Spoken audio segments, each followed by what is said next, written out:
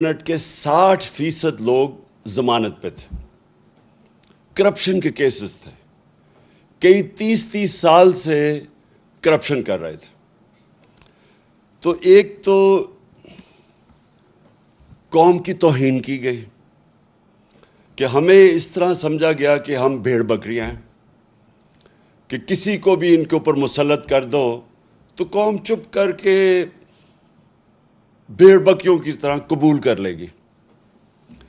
اور اس کے بعد صرف یہی نہیں کہ ہماری گورنمنٹ ہٹائی گئی، بلکہ اس کے بعد پورا ایک پروگرام بنایا گیا کہ کسی نہ کسی طرح دبایا جائے کہ اس کے بعد اٹھ ہی نہ سکے ہماری جماعت۔ ہم نے جب 25 مئی کو ایک پرامن احتجاج کی کال دی اس بیرونی سازش کے خلاف، اور یہ جو ہمارے اوپر کرپٹ ترین لوگوں کو مسلط کیا گیا تھا، تو جب ہم نے کال دی تو ساری قوم کے سامنے جس طرح کا ظلم کیا گیا، ایک وہ جماعت جس کی کوئی تاریخ ہی نہیں آج تک کبھی انہوں نے توڑ پھوڑ کی ہو یا کوئی انتشار کی، پالیٹکس کی ہو، فیملیز نکلی ہوئی تھی، اور وہ ابھی بھی میری آنکھوں کے سامنے وہ سین ہے کہ جس طرح عورتوں پہ، بچوں پہ، فیملیز کے اوپر جس طرح شیلنگ کی گئی، اور پھر یہ سمجھا کہ یہ کرش کر دیں گے، ہمیں اتنا خوف زدہ کریں گے کہ ہم چپ کر کے گھروں میں بیٹھ جائیں گے۔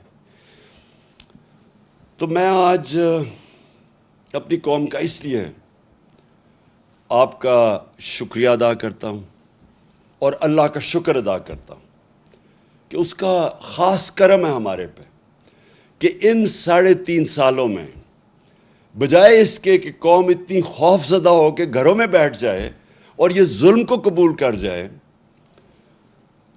لوگ ایک قوم بننا شروع ہو گئے، پاکستان ایک قوم بننی شروع ہو گئی۔ میں نے اپنی زندگی میں صرف ایک دفعہ دیکھا تھا، اور مجھے ابھی بھی یاد ہے، میں عمر میری چھوٹی تھی، 1965 کی جنگ میں مجھے تب جو بھی زندہ تھے تب سب کو لگا کہ ہم ایک قوم بن گئے، ایک قوم کھڑی تھی۔ تو یہ میں نے پہلی دفعہ اس کے بعد اپنی ملک کو ایک قوم بنتے دیکھا ہے۔ جس طرح لوگ نکلے ہیں اس بائی الیکشنز میں، میں نے جو 2018 کا جنرل الیکشن تھا، جب ہمارا پورا ویو آیا ہوا تھا، تب میں نے پبلک کو ایسے نہیں نکلتے دیکھا جس طرح یہ جو 20 بائی الیکشن ہوئے ہیں پنجاب میں، جس طرح اس وقت میں نے اپنی قوم کو نکلتے دیکھا۔ اور ہر چیز کے باوجود میں اس لیے بھی آپ کو آج مبارک دیتا ہوں، اللہ کا شکر ادا کرتا ہوں، اپنی قوم کا شکریہ ادا کرتا ہوں کہ ہر حربہ استعمال کیا گیا ہمیں ہرانے کا۔ پہلے تو ایک غیر آئینی طور پہ اس کو حمزہ کو بٹھا دیا گیا پنجاب کا وزیر اعلیٰ، اس کی کوئی آئینی حیثیت نہیں تھی، اور اس کو سپریم کورٹ نے کہا کہ تم نے کوئی بھی اسٹیٹ مشینری، ایڈمنسٹریشن، پولیس کو بالکل استعمال نہیں کرنا یہ الیکشن کو متاثر کرنے کے لیے۔ اس نے ہر چیز استعمال کی، اس نے ایڈمنسٹریشن استعمال کی، ہمارے اوپر پورا یعنی کوئی کسر نہیں چھوڑی کہ انہوں نے الیکشن کو متاثر کرنے کے لیے۔ اور جو سب سے شرمناک رول تھا وہ پاکستان کی الیکشن کمیشن کا تھا۔ الیکشن کمیشن نے پورا مل کے نون لیگ کے ساتھ یا حمزہ کے ساتھ پورا مل کے انہوں نے ہمیں الیکشن ہرانے کی کوشش کی۔ تو یہ ایک معجزہ ہے کہ اس سب چیز کے باوجود صرف کیونکہ ایک زندہ قوم کھڑی تھی، ایک زندہ قوم نظر آئی، جس طرح لوگوں نے پولنگ بوتھس پہ گئے، ہمارے کئی جگہ پولنگ ایجنٹس نہیں تھے، اس کے باوجود جس طرح الیکشن لڑا گیا، میں آپ سب کو سلام پیش کرتا ہوں۔ اور یہ اب جو آپ دیکھ رہے ہیں، یہ ایک نئی تاریخ بن رہی ہے پاکستان کی۔ لیکن اس سے پہلے ہوا کیا اس سازش سے؟ میں اپنے جلسوں میں بھی کہہ بیٹھا ہوں، لیکن میں آپ کو بار بار یہ چیز دہرانا چاہتا ہوں کہ ہمارے ملک سے ہوا کیا کہ ایک ملک جو ترقی کر رہا تھا، جو سارے پاکستان کے جو معیشت کے جو انڈیکیٹرز ہوتے ہیں، یعنی جو اکنامک انڈیکیٹرز ہوتے ہیں، وہ سارے صحیح راستے پہ جا رہے تھے. پاکستان کی اکنامک سروے جو اس حکومت کی سروے جو نکلتی ہے، انہوں نے جو جون میں اکنامک سروے نکالی، اس کے مطابق پاکستان 6% اپنی اس کی جو معیشت تھی گرو کر رہی تھی.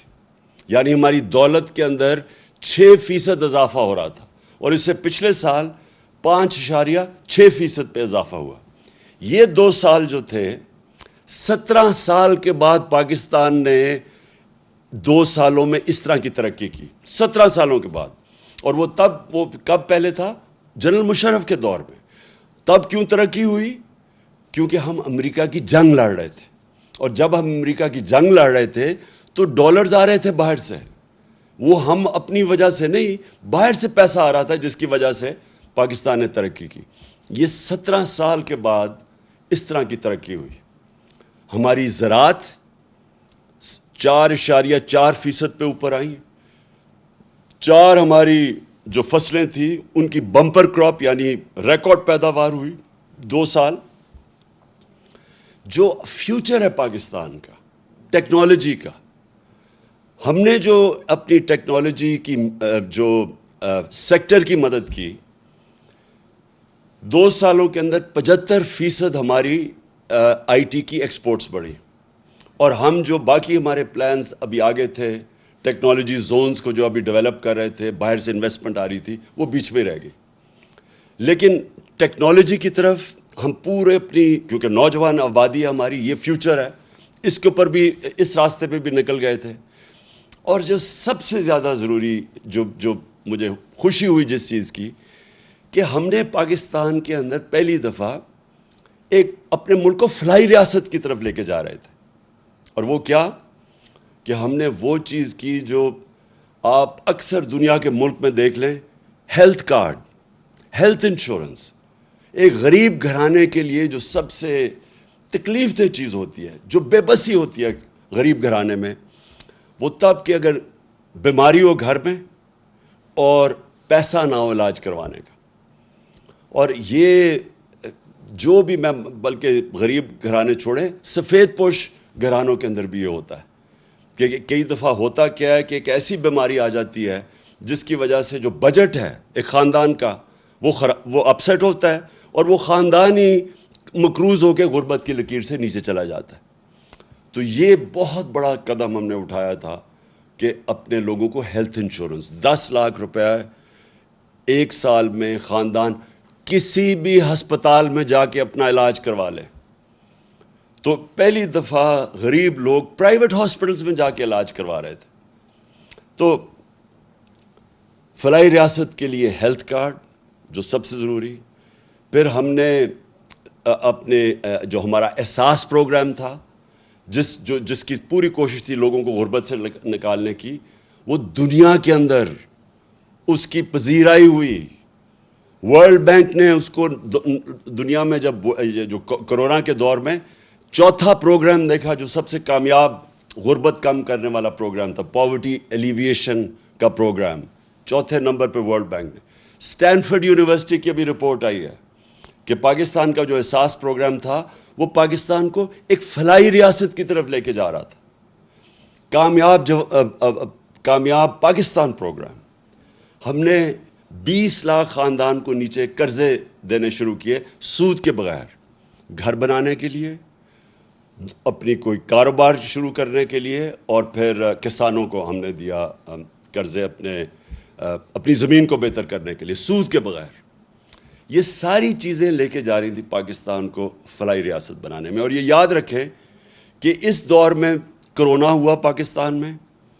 کرونا جو دنیا کے اندر ایک ایسی بیماری آئی کہ ساری ایک صدی میں ایک دفعہ اس طرح کی بیماری آتی ہے، اور اس کی وجہ سے جو دنیا کے اوپر اثرات ہوئے، ہندوستان میں ہوئے، ایران ہمارے ساتھ ہمسایوں کو. اور وہ دیکھیں کہ جو پاکستان جس طرح اس مشکل وقت سے نکلا، تو وہ بھی انٹرنیشنلی اکنالج کیا گیا. World Health Organization, World Economic Forum, ان سب نے اس چیز کو تسلیم کیا کہ پاکستان ان 3 ملکوں میں سے تھا جنہوں نے سب سے بہتر اس وبا کے دوران اپنی عوام کو بھی بچایا, بیماری سے بچایا, لوگوں کو غربت سے بچایا, دونوں طرف, اور پھر اپنی معیشت کو بچایا. تو ہم وہ نمبر 3 وہ ملکوں میں سے تھے جنہوں نے سب سے بہتر اس سے نکلے. تو جب پاکستان ادھر کھڑا تھا تب ہماری ٹانگیں کھینچی گئی, تب یہ سازش کی گئی. اور سازش کے بعد جو آج پاکستان کے حالات ہیں, 3.5 مہینے ہو چکے ہیں.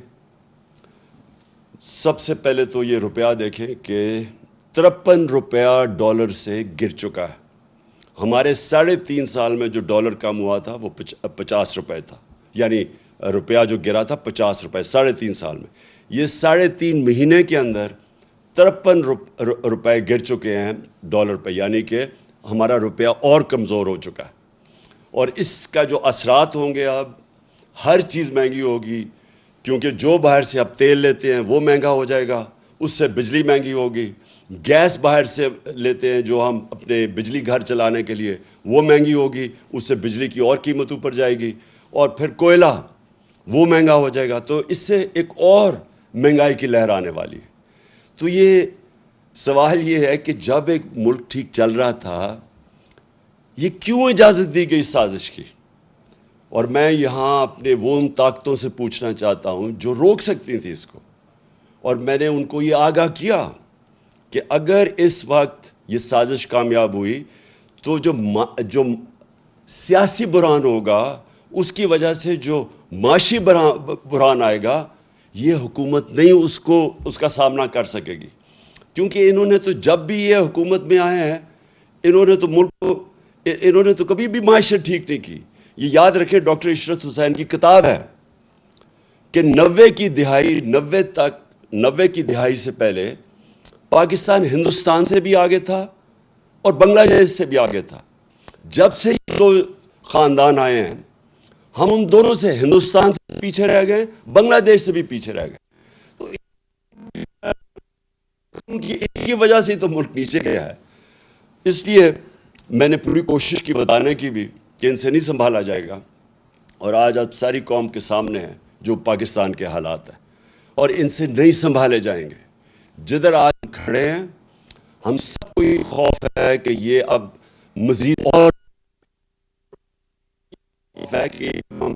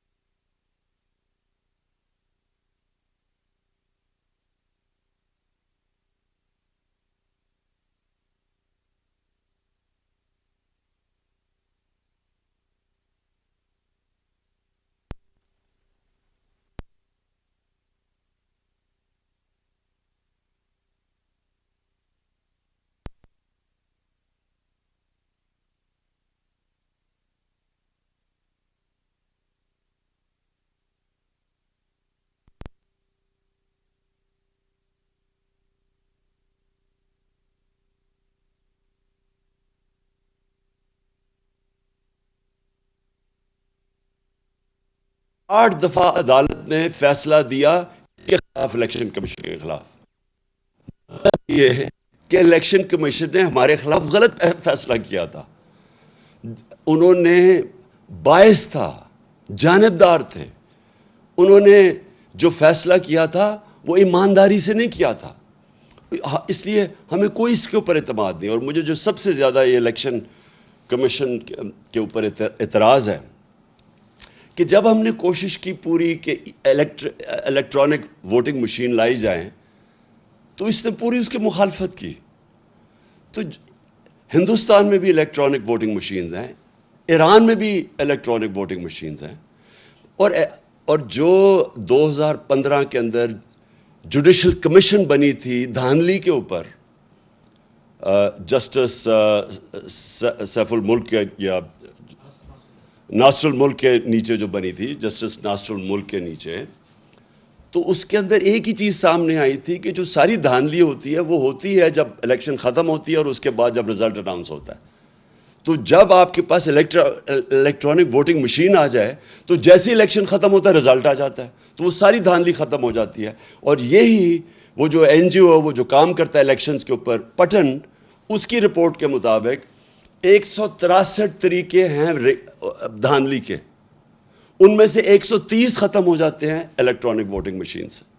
لیکن یہ الیکشن کمیشن نے پوری سازش کی، سیبوٹاج کیا، اور اس نے نہیں ہونے دی الیکٹرانک ووٹنگ مشینز. لہٰذا میری نمبر 1 ڈیمانڈ یہ ہے کہ اگر آگے اب ہم نے نکلنا ہے تو سب سے پہلی چیز تو ہمیں ایک کریڈیبل الیکشن کمیشن چاہیے. نمبر 2،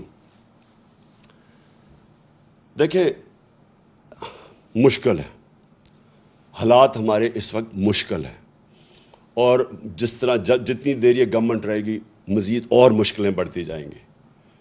اور اس میں سے نکلنے کے لیے صرف اگر ہمیں قوم بنے، قوم ہی نکل سکتی ہے. دیکھیں یہ میں آپ کو سمجھانے کی کوشش کر رہا ہوں کہ قوم اور ہجوم میں بڑا فرق ہوتا ہے. جب ایک قوم بن جاتی ہے تو وہ جب مل کے 22 کروڑ لوگ جب مل کے فیصلہ کرتے ہیں کہ ہم نے مثلا اپنے قرضے اتارنے ہیں، وہ اتار دیں گے اپنے قرضے. جب ایک قوم فیصلہ کرتی ہے کہ ہم نے ٹیکس اکٹھا کرنا ہے تاکہ ہمارے پاس پیسہ ہو، تاکہ ہم اپنے سکول بنائیں، ہسپتال بنائیں، اپنی انفراسٹرکچر ٹھیک کریں، وہ کر سکتی ہے قوم. جرمنی اور جاپان دوسری جنگ عظیم کے بعد بالکل ختم ہو گئی تھی، ایک بلڈنگ نہیں کھڑی تھی. آپ تصویریں دیکھیں ان کی. دوسری جنگ عظیم کے بعد جاپان کے اوپر 2 ایٹم بم گر چکے تھے، ان کی ایک بلڈنگ نہیں کھڑی تھی. لیکن کیونکہ وہ قومیں تھیں، قوموں نے مل کے 10 سالوں میں وہ پھر سے کھڑے ہو گئے. تو ہم تو اللہ نے اس ملک کو اتنا زیادہ دیا ہے کہ ہمیں، آپ کو بھی نہیں اندازہ کہ اس نے کتنی نعمتیں بخشی ہیں. لیکن وہ ہم تب تک، جب تک ہم قوم نہیں بنتے، ایک قوم بن کے ہم اس کا مقابلہ نہیں کرتے، ہم ان نعمتوں کا نہیں فائدہ اٹھا سکیں گے. ہم جب، مجھے بڑی اچھی طرح یاد ہے جب زلزلہ آیا پاکستان میں 2005 اور 2010 میں جب سیلاب آیا، کیونکہ میں کام کر رہا تھا، ریلیف ورک کر رہا تھا، میں لوگوں کے بیچ میں تھا. تو اگر آپ نے دیکھنا تھا، اگر اس کی آپ کو کسی نے سٹوریز لکھی ہوں، تو جب قوم نے مل کے ان دونوں بحران، زلزلے کا اور سیلاب کا، ہمیں کوئی، سیلاب میں تو ہمیں امداد بھی کسی نے نہیں دی. انہوں نے کہا آصف زرداری اوپر بیٹھا ہوا ہے، یہ ہم کوئی پیسے نہیں سے دیں گے کیونکہ اس کے پیسے سیدھے ملک سے باہر چلے جائیں گے. پیسے بھی نہیں ملے. لیکن ہر پاکستانی نے شرکت کی. بیرون ملک پاکستانی مجھے انوائٹ کر کے پیسے دیتے تھے کہ آپ یہ سیلاب زدہ لوگوں کی مدد کریں. اور ہم اس سے نکل گئے کیونکہ قوم سب کچھ کر سکتی ہے. تو ابھی بھی جو اب سامنے ہمارے راستہ ہے، اس میں باحیثیت ہم قوم مقابلہ کر سکتے ہیں. اور جو سب سے پہلے میرا جو پلان بنا ہوا ہے کہ اگر ہمیں حکومت ملتی ہے تو ہم کیا کریں گے، میں سب سے پہلے اپنے بیرون ملک پاکستانیوں کو موبلائز کروں گا. دیکھیں میرے پاکستانیوں، ایک چیز سمجھیں، ہمیں اندازہ ہی نہیں ہے کہ ہمارا کتنا بڑا اثاثہ ہے بیرون ملک پاکستانی. ہم نے آتے ساتھ ہی ان کی تھوڑی سی مدد کی کہ یہ جو پیسے بھیجتے ہیں، ریمیٹنسز بھیجتے ہیں، جو ہمارے لوگ باہر کام کرتے ہیں، ہم نے کوشش کی کہ بینک کے تھرو بھیجیں. پاکستان کی تاریخ میں سب سے زیادہ 31 ارب ڈالر کی ریمیٹنسز آئیں. ابھی ہم نے شروع ہی ہوئے تھے، ابھی ہم اور بھی ان کی مدد کر رہے تھے. ہم نے روشن ڈیجیٹل اکاؤنٹ کھولا تھا. ہم نے ابھی ان کے لیے پوری ایک پلان بنایا ہوا تھا کہ کیسے ہم نے ہاؤسنگ کے اندر ان کی انویسٹمنٹ لے کے آنی ہے. جو سب سے بڑا میرا پلان تھا، اور مجھے سب سے افسوس ہے کہ پہلا پلان سیبوٹاج کیا یہ آصف زرداری کی سندھ حکومت نے. ہم نے ایک بنڈل آئلینڈ ہے، اس کے اوپر ایک نیا شہر بنا رہے تھے، ماڈرن سٹی، اور بڑے بڑے انویسٹرز آ گئے جنہوں نے اربوں ڈالر اس میں انویسٹ کرنا تھا. تو اس سے ہونا کیا تھا کہ اس سے ایک تو کراچی جو پھیلتا جا رہا ہے اور جو مشکل، پانی بھی نہیں دے سکتے، سیوریج بھی نہیں دے سکتے، یعنی کراچی کا حالات جو کھنڈر بنتا جا رہا ہے. جب ایک پورا ایک ماڈرن سٹی جس طرح دبئی ہے، کیا وجہ کہ ہم دبئی جیسا ایک جزیرے کے اوپر شہر نہیں بنا سکتے؟ تو وہ پورے انویسٹرز بھی آ گئے. سندھ حکومت نے سیبوٹاج کیا. انہوں نے کہا کہ نہیں، ہم این او سی دے کے واپس لے لیا. اس میں ڈالرز آنے تھے. دوسرا جو راوی سٹی ہے، راوی سٹی لاہور کو بچانے کے لیے پرانا پلان ہے کوئی 15-20 سال کا. اس کے لیے بھی لوگ آ گئے، انویسٹرز تیار. ابھی بھی انویسٹرز ہیں، پتہ نہیں ابھی وہ، کیونکہ جب سے ہماری حکومت گئی ہے مجھے نہیں پتہ، وہ بھی آ گئے. ایک عدالت نے 1 سال سٹے آرڈر دے دیا، آگے بڑھ نہیں رہے تھے ہمیں.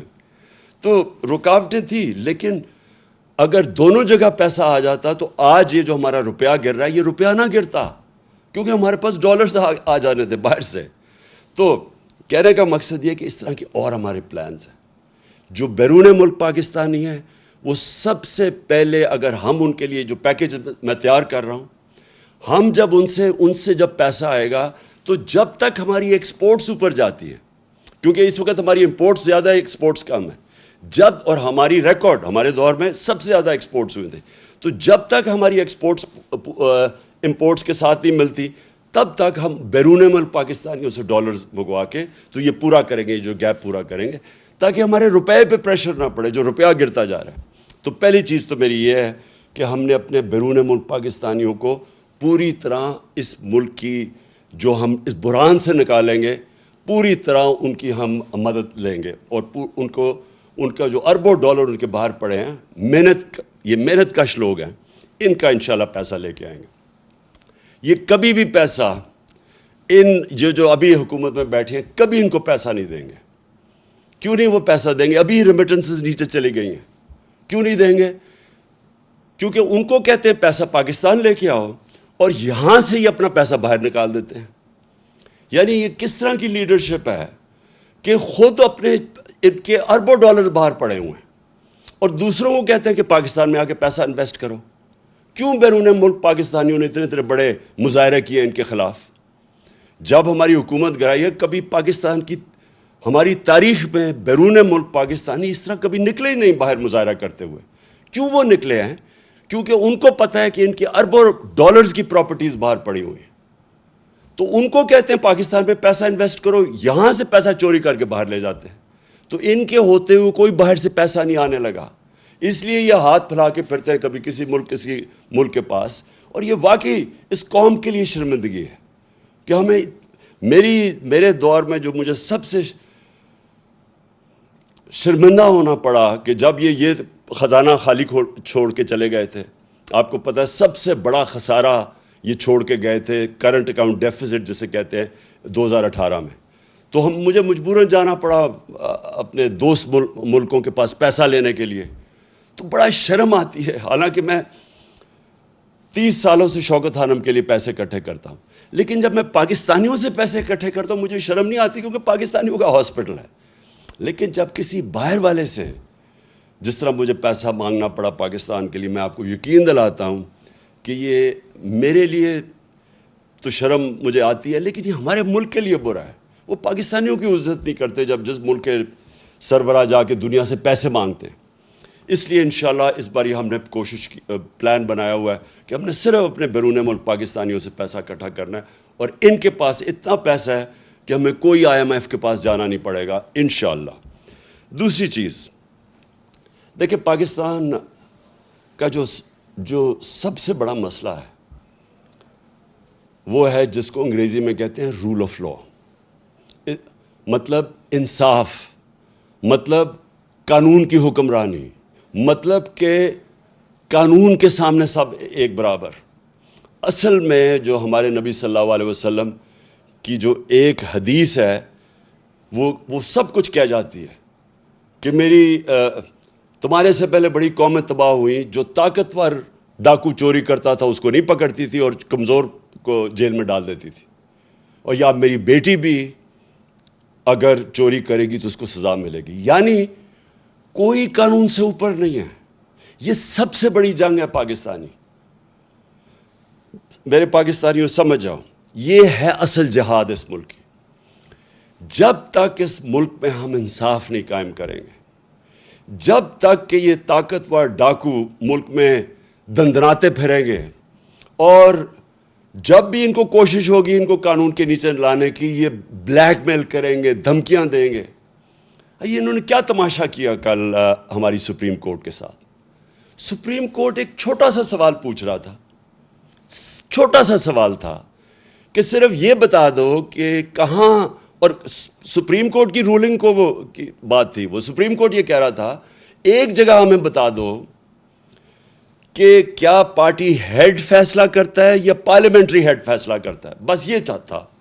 کیونکہ پارلیمنٹری ہیڈ نے فیصلہ کیا تھا اور پرویز الہی جیت گیا تھا، یہ کہہ رہے تھے کہ نہیں جی پارٹی ہیڈ جس کو انہوں نے آصف زرداری گیا اس کو شام کو مل کے، اور اس نے اس کو کہا کہ جی پارٹی ہیڈ نے دوسرا فیصلہ کر دیا۔ اب قانون کے اندر واضح سب کو ہے، کسی وکیل سے پوچھ لیں کہ کسی صورت یہ جو یہ کہہ رہے تھے وہ غلط تھا، کہ پارٹی ہیڈ کا نہیں فیصلہ تھا، یعنی چودھری شہزاد کا فیصلہ نہیں تھا۔ کیا کیا انہوں نے نہیں کیا عدلیہ سے، سارے وہ ایک سے ایک بڑا ملک کا ڈاکو بیٹھ گیا ٹیبل پہ، اور ایک سے ایک شروع ہو گیا برا، کوئی عدالتوں کو برا بھلا کہنا، تھریٹن کرنا، یعنی دھمکیاں دینا۔ اور یہی تھا جب نواز شریف کے یہ جو مریم کے نام پہ یہ جو فلیٹ پکڑے گئے پینما میں، یہ تو بیرونی انکشاف ہوا تھا۔ پینما کے جب جج بیٹھے ہوئے تھے وہ ایک ہی سوال پوچھتے رہے کہ یہ بتا دو کہ پیسہ، آپ نے کہا ہاں ہمارے یہ 4 بڑے بڑے محلات ہیں، بس یہ بتا دو کہ پیسہ کدھر سے آیا خریدنے کا۔ وہ جواب نہ دے، سارے دنیا کی جواب دیتے رہے، اور وہ یہ بات صرف یہ کہنے کی، یہ قانون کے اوپر سمجھتے ہیں اپنے آپ کو، یہ سمجھتے ہیں کہ یہ قانون صرف کمیوں کے لیے ہے، یہ صرف عام لوگوں کے لیے قانون ہے، ہم کوئی بہت ہی خاص چیز ہے جو قانون سے اوپر ہے۔ اور یہ سب سے بڑا مسئلہ ہے پاکستان کا۔ جب تک ہم ان بڑے بڑے مافیاز کو، یہ جو بڑے بڑے کارٹیلز بیٹھے ہوئے ہیں، مونوپولیز بیٹھی ہوئی ہیں، یہ جو ملک کے قیمتیں اوپر بٹھا، جس طرح شوگر مافیا بیٹھ کے اوپر چینی کی قیمت کر دیتا ہے، عوام کو پستا ہے، جب تک ہم ان لوگوں کو قانون کے نیچے نہیں لے کے آئیں گے پاکستان ترقی نہیں کر سکتا۔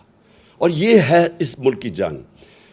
آج سے 26 سال پہلے میں نے جب اپنی پارٹی اناؤنس کی تھی تحریک انصاف، اس کا مطلب ہی یہ تھا، کیونکہ میں تو باہر دنیا میں دیکھ لیا تھا، میں تو برطانیہ میں یہ جو قانون کی حکمرانی ہے دیکھ لی تھی، وہاں تو کوئی قانون کے اوپر نہیں ہے۔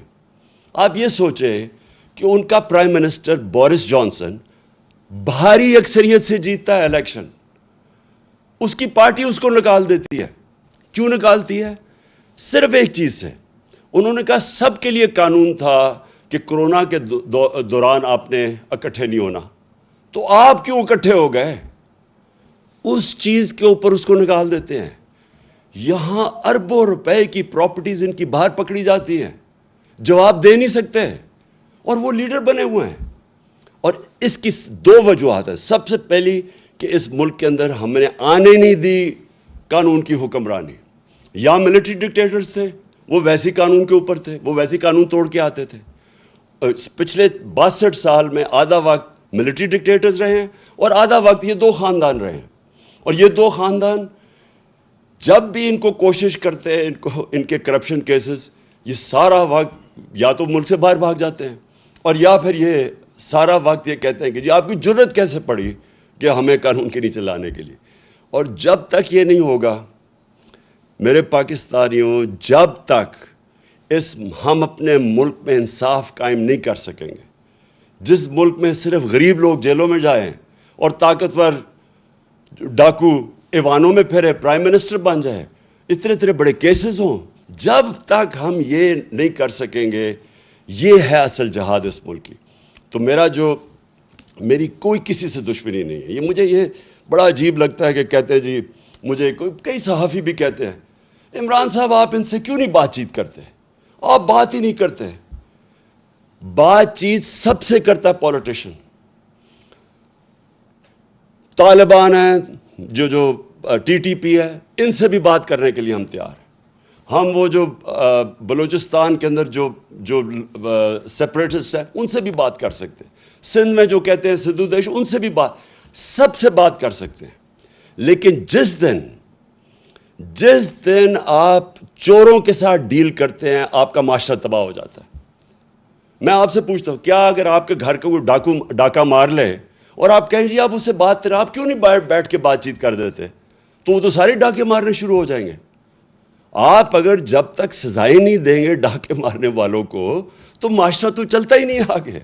یہ ذہنوں میں ڈال لیں کہ بات چیت میری کوئی ذاتی دشمنی نہیں ہے، لیکن اگر ہم نے ملک کو بچانا ہے، اور کوئی ملک آج مجھے بتا دے، سوئٹزرلینڈ، جو ملک خوشحال ہے، سارے خوشحال ملکوں کے اندر ایک چیز ہے، کوئی قانون سے اوپر کوئی انسان نہیں ہے۔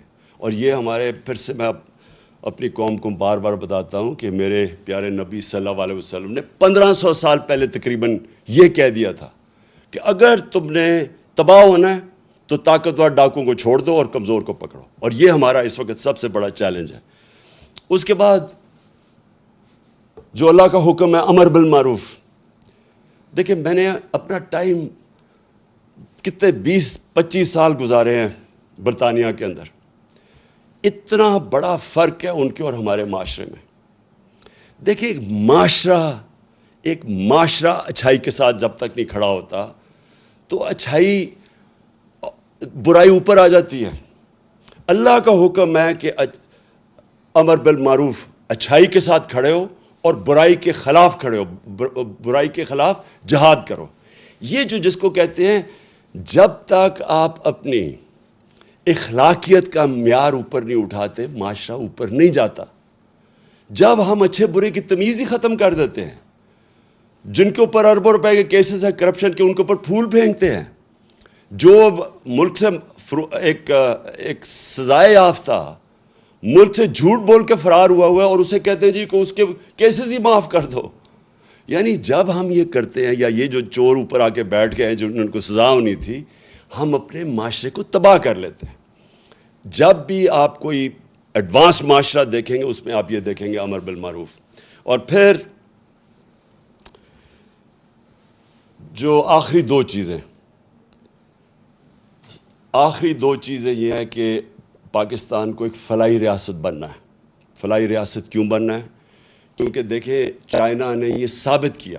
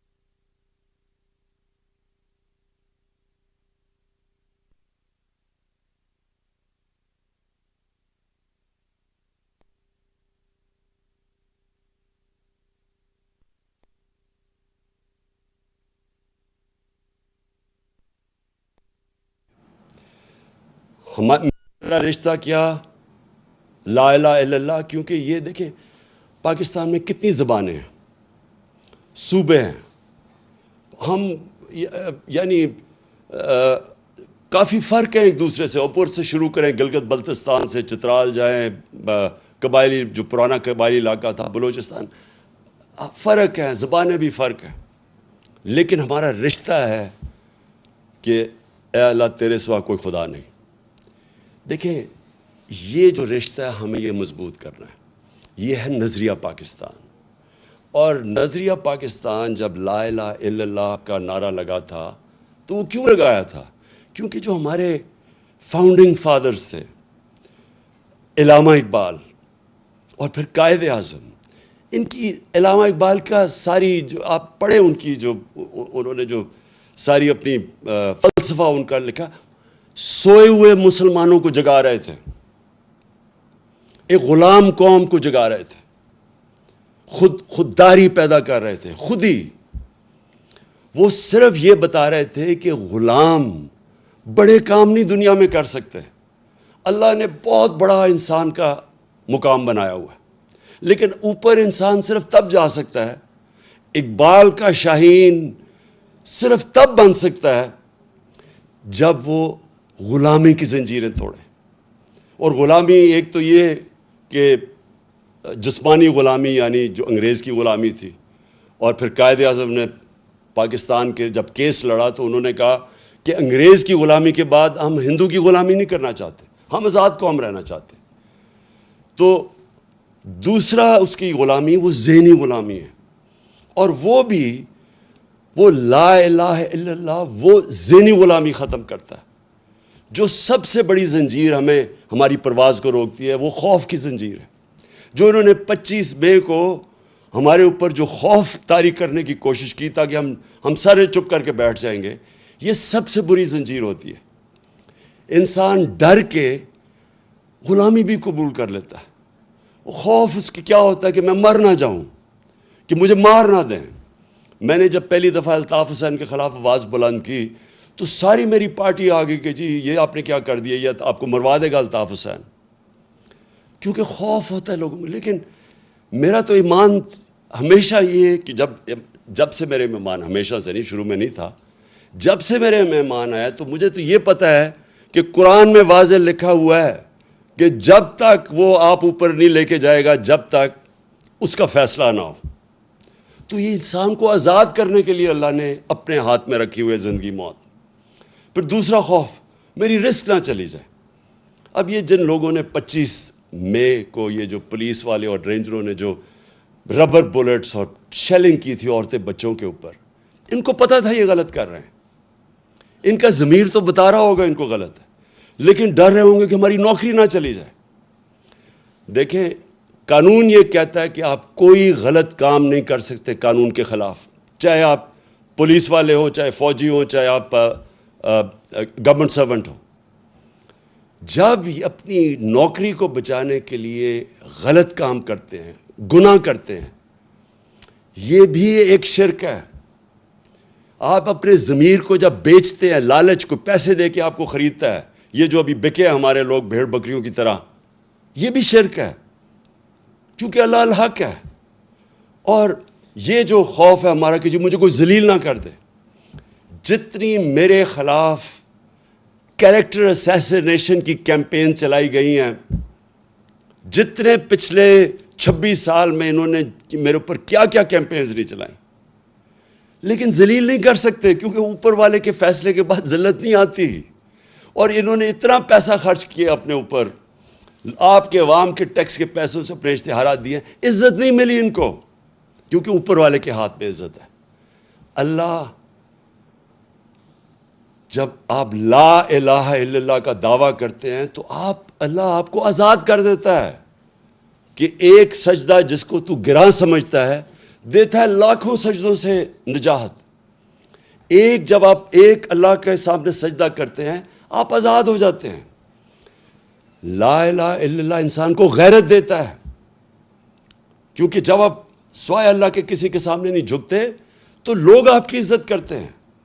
اور قوموں کا بھی یہی ہے کہ جب ایک دھمکی آئے امریکہ سے اور ایک دھمکی کے اوپر ہم ان کی جنگ میں شامل ہو جائیں اور اپنے 80,000 لوگوں کو قربان کر دیں امریکہ کے لیے، اور پھر برا بھلا بھی وہ ہمیں کہیں، اور ہم اپنے لوگوں اپنا قبائلی علاقہ تباہ کر دیں ان کو خوش کرنے کے لیے، اور ہم 100 ارب ڈالر سے اوپر اپنے ملک کا نقصان کر دیں، اور ہمارے ملک میں 400 ڈرون اٹیک کریں جس کی کوئی مثال ہی نہیں ہے کہ آپ جس ملک کی مدد کر رہے ہیں وہ آپ کے اوپر ہی ڈرون اٹیک کر رہا ہے، عورتیں بچے مار رہا ہے، اور کوئی بولے نہ خوف کی وجہ سے کہ وہ امریکہ سپر پاور ہے۔ یہ ہے شرک، میری نظر میں یہ شرک ہے۔ میں جب یہ جنگ چل رہی تھی میں مسلسل کہتا رہا کہ یہ غلط ہے، مجھے کہہ رہے تھے طالبان خان ہے اور ہر قسم کی میرے اوپر، بلکہ یہ اخباروں میں پڑھے مجھے انہوں نے کیا کہا کہ دہشت گرد ہے اور یہ اور وہ ہے۔ دیکھیں میں اپنی قوم کو سب کو کہنا چاہتا ہوں، ہم نے اپنے آپ کو ذلیل کیا ہے یہ شرک کر کے۔ آپ ریمنڈ ڈیوس مزنگ کے اندر دن دہاڑے 2 پاکستانیوں کو 19 اور 20 سال کے لڑکوں کو گولی مار دیتا ہے، اس کی بیوی خودکشی کر لیتی ہے کہ مجھے یہ انصاف نہیں ملے گا کیونکہ امریکن نے گولی ماری ہے۔ آپ کو پتہ ہے کہ پاکستان کے انصاف کے نظام نے کیا کیا؟ اس کو پکڑ کے امریکنز کو واپس کر دیا اور وہ کھلا پھرا تھا۔ کیا پاکستانی وہاں یہ کرے تو کیا وہ معاف کریں گے؟ ہمارے ایمل کانسی نے امریکہ کے اندر 2-3 لوگ قتل کر دیے اور وہی پاکستان آ گیا۔ انہوں نے پاکستان آ کے ہمارے قانون کے یعنی ہماری عدالتوں کے بغیر یہاں سے آ کے اغوا کر کے لے گئے، اور ہم نے ان کی مدد کی اغوا کرنے کے لیے۔ اور امریکہ کے اندر جج پوچھتا ہے کہ آپ نے پاکستان سے اس کو اٹھا کے لے آئے، کیسے آئے؟ تو اس کا وکیل کہتا ہے کہ پاکستان ڈالر سے لیے اپنی ماں کو بھی بیچتے ہیں۔ یہ ہم نے ذلت اٹھائی ہے، یہ ہمارا قصور ہے، یہ امریکہ کا قصور نہیں ہے، کیونکہ ہم یہ خوف کے بت کی پوجا کرتے ہیں۔ میں کبھی یہ نہیں کہوں گا کہ ہم کسی قوم کی دشمنی لیں، میں یہ کبھی نہیں کہوں گا کہ ہم امریکہ کے ساتھ اپنے تعلقات بگاڑ دیں۔ ہمیں اچھے تعلقات ہمیشہ رکھنے چاہیے امریکہ سے۔ سب سے زیادہ ایکسپورٹ کرتے ہیں ہم امریکہ کو۔ ہماری جو سب سے طاقتور کمیونٹی ہے پاکستانی، وہ امریکن پاکستانی کمیونٹی ہے۔ لیکن غلامی، اس سے بہتر ہے انسان مر جائے کہ اگر آپ نے غلامی کرنی ہے۔ میں تو غلامی سے بہتر ہے کہ آپ کو مر جانا چاہیے۔ دیکھیں ہمیں خوددار قوم بن کے رہنا ہے۔ ہمارے بڑوں نے جہاد کی تھی، جدوجہد کی تھی پاکستان کے لیے، اس لیے نہیں کی تھی کہ آج ہم ایسے بیکاریوں کی طرح پھریں کسی کے سامنے اور جھکیں کسی کے سامنے۔ تو میں آپ اپنی قوم کو یہ صرف کہنا چاہتا ہوں، دیکھیں لا الہ الا اللہ کو سمجھیں، یہ ہماری قوم کو غیرت دے گا۔ ہم اپنے پیر پہ کھڑا ہونا سیکھیں۔ میں یہ جو آج آپ کے سامنے رکھ رہا ہوں، میں اس باری انشاءاللہ بیرون ملک پاکستانی ہوں، ان سے میں انشاءاللہ پیسہ اکٹھا کروں گا تاکہ ہمیں کسی اور کے پاس جا کے ہاتھ نہ پھیلانے پڑے۔ اور میں آپ کو ایک بات بتا دوں کہ ایک دفعہ ہم اپنے پیر پہ کھڑے ہو گئے اور سیدھے راستے پہ لگ گئے، ہم نے اپنے ملک میں یہ عدالتی نظام، قانون کا نظام ٹھیک کر دیا، یہ طاقتور ڈاکوؤں کو قانون کے نیچے لے آئے، مافیاز کو قانون کے نیچے لے آئے، اور اپنی عام لوگوں کی ہمارے میں احساس ہونا چاہیے کہ ان کو ہم اوپر اٹھائیں مشکل وقت میں۔ میں آج آپ کو کہہ رہا ہوں کہ یہ ملک، آپ کو کسی کو نہیں اندازہ کہ جتنی نعمتیں اللہ نے ہمیں بخشی ہیں، یہ کتنی تیزی سے ہمارا ملک اوپر جائے گا۔ میں آج آپ سب کا پھر سے آنے کا شکریہ ادا کرتا ہوں۔ میں آج آپ سب کو پھر سے خراج تحسین پیش کرتا ہوں کہ یہ ساری جو بیرونی سازش تھی، آپ نے قوم بن کے اس کو شکست دی۔ پاکستان پائندہ باد۔